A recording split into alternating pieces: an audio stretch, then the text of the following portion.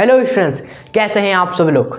I hope आप सभी बहुत ही बढ़िया होंगे और आपकी तैयारी भी मस्त चल रही होगी। सो स्टूडेंट्स, हमारा नया चैप्टर स्टार्ट हो गया है सेकेंड फिजिक्स क्लास 11th का। उसमें सबसे पहला जो टॉपिक हम देख रहे हैं और इम्पॉर्टेंट टॉपिक है बहुत, वो है रेखीय क्षेत्रीय आयतन प्रसार गुणांक। जी हाँ, अल्फा, बीटा और गामा, और इनमें संबंध भी पूछा जाता है। जी हाँ, वो भी हम देखेंगे। और आपको एक कुछ भी नहीं याद करना, बस आपको समझना है कि ये प्रसार हो कैसे रहा है, और संबंध बच्चों का खेल है भाई, बहुत ही आसान है वो भी। ठीक है, बस एक बार पता चल जाना चाहिए कि कैसे क्या होता है। नहीं तो अगर आपके बैक ऑफ माइंड में ये चीज़ें रहेंगी ही नहीं कि है क्या है आखिर में, यही नहीं आपको पता होगा तो एग्जाम में आप कैसे कर पाओगे। इसलिए करें, बस आप समझिएगा कि आखिर है क्या। रटना तो कुछ है ही नहीं इसमें, एक बार समझ गए तो खत्म। ठीक है, चलो तो लास्ट तक बने रहें, हम हर एक चीज़ों को समझेंगे और देखेंगे कि ये है क्या, और इससे रिलेटेड जितने भी सारे क्वेश्चन होंगे एग्जाम में आप फिर उसके बाद कर ले जाएंगे। ठीक है, स्टार्ट करिए इस वीडियो को, कॉपी पेन ले लीजिए। चलिए स्टार्ट करते हैं इस वीडियो को। ठीक है, और मेरा नाम स्टूडेंट्स अभिषेक गुप्ता है और मेरा ग्रेजुएशन है BSc mathematics college Banaras Hindu विश्वविद्यालय से। स्टार्ट करते हैं आप बहुत ही बेहतरीन तरीके से। देखिए भाई, देखिए स्टूडेंट्स, जब भी तापमान बढ़ता है ना तो फैलते हैं पदार्थ, क्या होते हैं, फैलते हैं। जैसे अभी गर्मी आ जाए जल्दी से, ठीक है, तो जो आप लोग सूते हुए हो ना एक रजाई के अंदर, आप लोग भी फैलोगे, आप लोग भी निकलोगे, यार हटाओ रजाई यार चलो घूमते हैं। ठीक है, तो ऐसा होता है ना हम लोग के साथ भी कि यार अगर गर्मी हो जाए बहुत ज़्यादा तो दूरी बना लेते हैं लोग, फैल जाते हैं कि अब थोड़ा दूर रहो भाई, गर्मी आ गया है, हवा लेने दो। लेकिन वही ठंडी है तो भाई सिकुड़ने लगते हैं लोग। ठीक है, उसी तरह पदार्थ भी क्या होते हैं, जब तापमान बढ़ता है ना तो अणु क्या होते हैं, एक दूसरे से दूर जाते हैं, एक दूसरे से दूर जाते हैं और फैलते हैं, स्टूडेंट्स प्रसार करते हैं, उसे बोलते हैं पदार्थ का प्रसार। क्लियर। अब वही प्रसार तीन तरीके से डिवाइड कर दिया गया है, एक है रेखीय प्रसार, दूसरा है क्षेत्रीय प्रसार और तीसरा है आयतन प्रसार। और इनके गुणांक स्टूडेंट जो होते हैं ना अल्फा बीटा गामा होते हैं, जो कि बाद में आता है, पहले प्रसार आ रहा है ना, पहले वो समझो। देखो पहला क्या है आपका, रेखीय प्रसार है ना, इसको लिखिएगा आप सभी। एक अगर आप समझे ना, बाकी बहुत आसान है। रेखीय प्रसार गुणांक क्या है, देखिए रेखीय प्रसार गुणांक में क्या होता है ना, जब लंबाई में परिवर्तन होता है बस। ठीक है, जैसे लाइनें लगी हुई हैं, वही गर्मी के दिन में क्या होता है, लाइन दूर दूर होते हैं, सभी दूर दूर होते हैं। तब मत पूछना एक हाथ की दूरी रहेगी ही रहेगी, लेकिन जब ठंडी है तो सभी सिकुड़ने की कोशिश करते हैं, सभी कम से कम दूरी में रहते हैं कि यार तुम ज़्यादा दूर मत जाओ, हवा आ रही बहुत तेज, पास ही आओ थोड़ा सा। तो स्टूडेंट्स यही है, लंबाई में परिवर्तन हो जाता है जब तापमान बढ़ता है। जब भी तापमान आप बढ़ा दो, मान लो डेल्टा टी तापमान आपने बढ़ा दिया, तो कोई पदार्थ स्टूडेंट्स जिस जो एल लंबाई का है वह इंक्रीज होता है, उसकी लंबाई बढ़ जाती है। ठीक है, पहले एल लंबाई का था, अब लंबाई इंक्रीज हो गई, एल प्लस डेल्टा एल हो गई। इसको बोलते हैं रेखीय प्रसार। बस फॉर्मूला क्या है, फॉर्मूला स्टूडेंट्स देखिए, फॉर्मूला इंपॉर्टेंट है।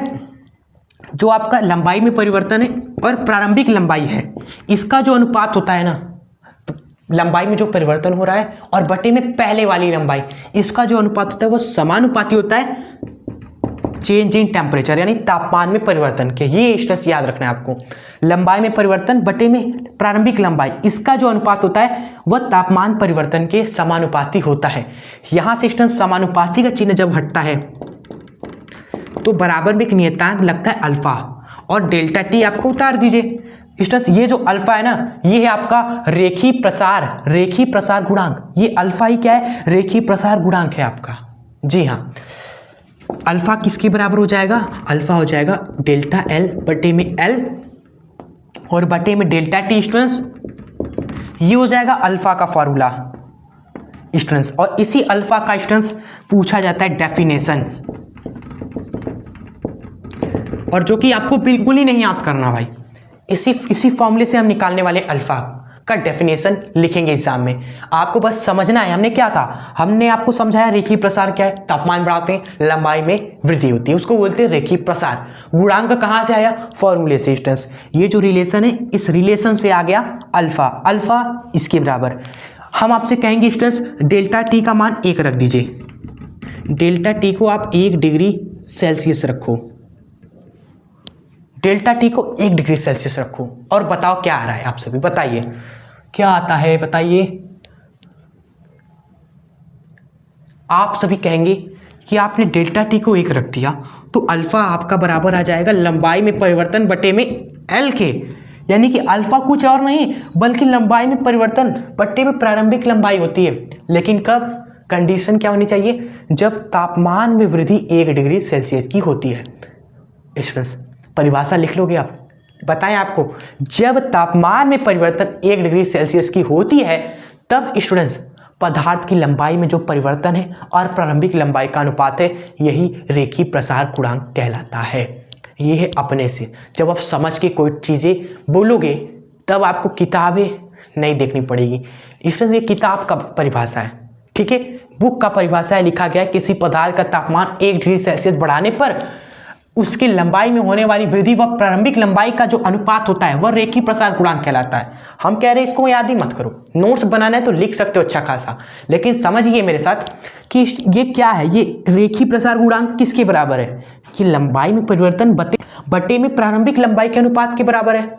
लेकिन कब? जब तापमान में 1 डिग्री सेल्सियस का परिवर्तन हो। तो परिभाषा क्या लिखेंगे? जब 1 डिग्री तापमान में परिवर्तन होता है तब लंबाई में परिवर्तन और बटे में प्रारंभिक लंबाई में परिवर्तन बटे में प्रारंभिक लंबाई का जो अनुपात होता है वह रेखीय प्रसार गुणांक कहलाता है। लिख देते हैं भाई, इसको देखना ही नहीं है, आप लिखेंगे स्टूडेंट्स जब 1 डिग्री सेल्सियस तापमान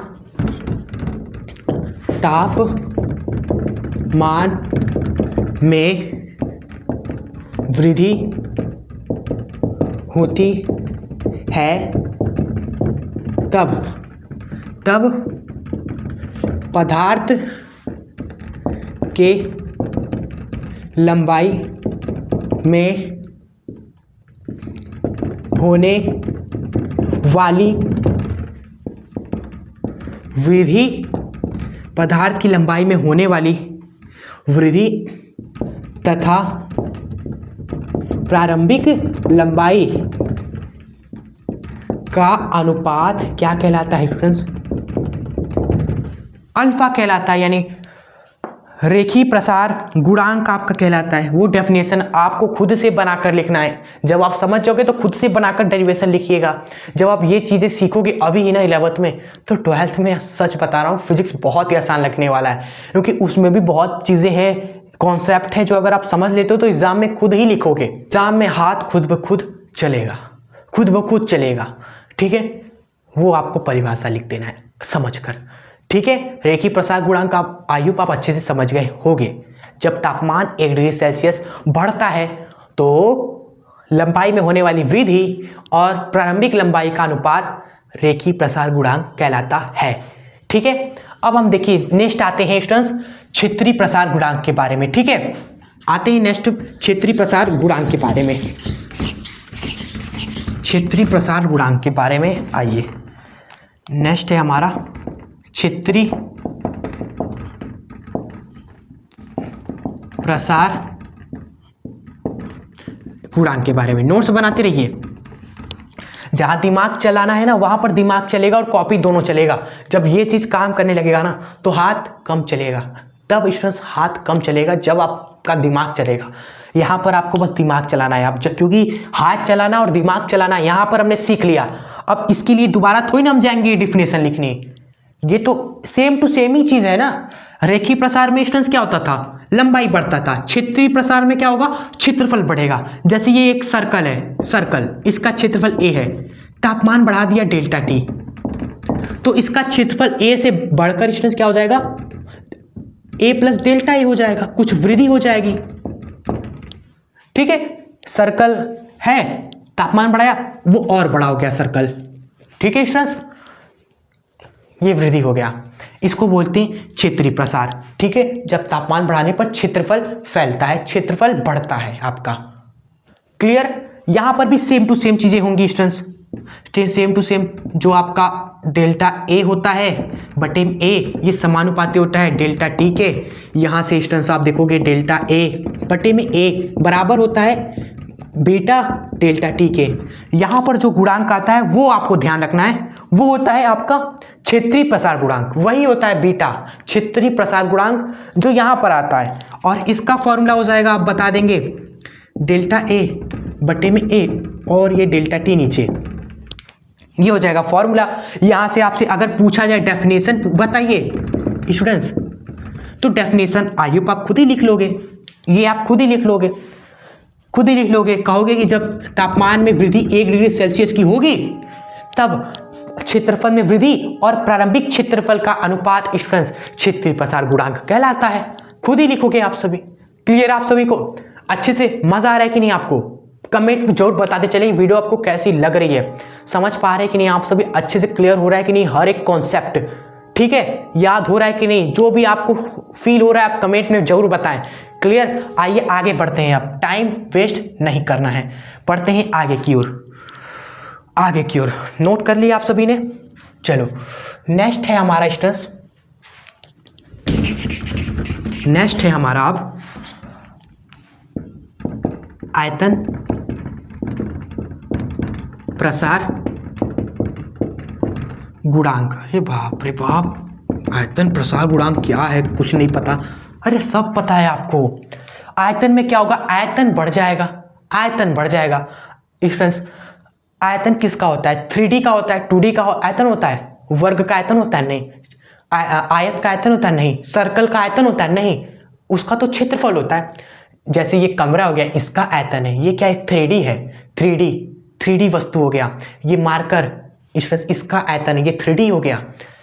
क्लियर आप सभी को? घन एंड बॉल जो आपका होता है क्रिकेट का बॉल, उसका आयतन होता है। तो जब भी हम तापमान बढ़ाते हैं तो आयतन जब बढ़ जाता है स्टूडेंट्स, तापमान बढ़ाने से, उसको बोलते हैं आयतन प्रसार। ठीक है, जैसे आपका हो गया एक बॉल ही, एक बॉल है आपका जिसका आयतन v है, तापमान बढ़ा दिया हमने डेल्टा टी, तो इसका आयतन बढ़ गया, आपका कितना हो गया? बढ़ के स्टूडेंट्स बता दो, v प्लस डेल्टा v हो गया। क्लियर? और यहाँ पर भी सेम टू सेम चीज़ें होती हैं, डेल्टा v बटे में v समानुपाती होता है डेल्टा टी के, और उसके आगे की चीज़ें हम यहाँ पर कर देते हैं। देखना स्टूडेंट्स, यहाँ पे डेल्टा v बटे में v बराबर हो जाएगा किसके? एक नियतांक आ जाएगा जिसको बोलते हैं गामा।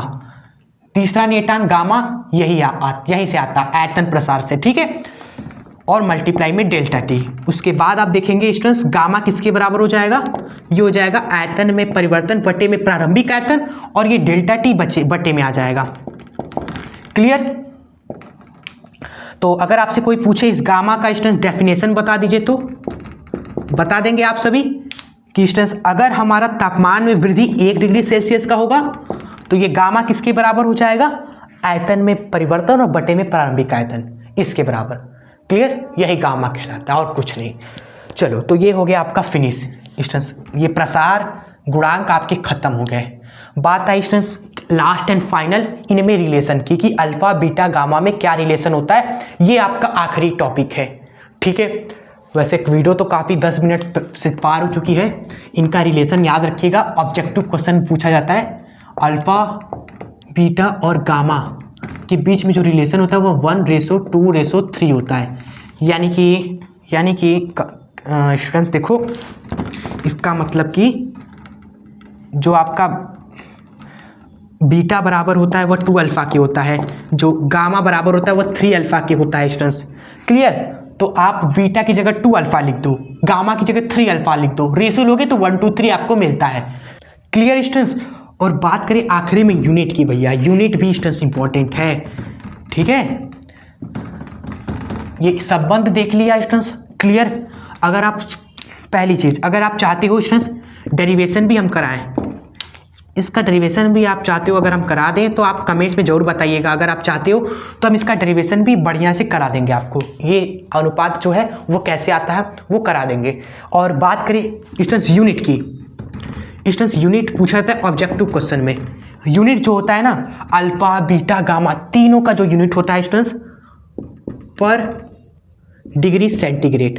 ठीक है, पर डिग्री सेंटीग्रेड या फिर पर डिग्री केल्विन या फिर पर डिग्री फ़ारेनहाइट, कुछ भी होता है भाई। तापमान का जो यूनिट है ना, केल्विन सेल्सियस फ़ारेनहाइट होता है आपका, यहाँ पर कुछ भी हो सकता है, लेकिन याद रखना 1 के बटे में होता है, 1 के बटे में ये चीज़ें होती है। ठीक है। चलो भाई, तो सारे इंपॉर्टेंट टॉपिक इससे जो पूछे जाते हैं क्वेश्चंस वो हमने कवर कर लिए। अनुपात का बस डेरिवेशन बचा है, स्टूडेंट्स वो बहुत कम आता है। अगर आप चाहते हो हम उस पर वीडियो बना दे तो हम जरूर लेकर आ जाएंगे। भाई कम आता है तो क्या हुआ, अगर आप कमेंट्स करेंगे तो हम उस पर वीडियो लेकर आ जाएंगे। तो वैसे हम बढ़ेंगे नेक्स्ट वीडियो में, और भी इंपॉर्टेंट टॉपिक्स हम नेक्स्ट वीडियो में कवर करेंगे, ठीक है, जल्दी से, ठीक है। अगर इस पर कमेंट आते तो हम जरूर डेरिवेशन भी करा देंगे, ठीक है। चलो, तो आज की वीडियो को यहीं एंड करते हैं।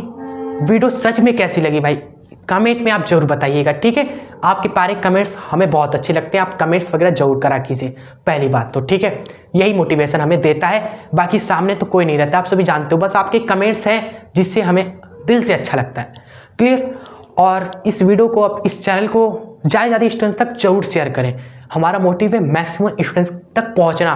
तो ये अकेले तो होगा नहीं ना, जब तक एक आर्मी नहीं बनेगी, जब तक आप लोग का साथ नहीं मिलेगा, तब तक कैसे पहुंचा जा सकता है। तो आप लोग अपने फ्रेंड सर्कल, अपने स्कूलों में जाकर जो भी आपके दोस्त मित्र यार आपसे कनेक्टेड है, उनको जरूर शेयर करा कीजिए हमारे वीडियोज़ को, हमारे चैनल को, ठीक है। जिससे जिनको ज़रूरत हो उनके तक तो हम पहुँच पाएँ, क्लियर।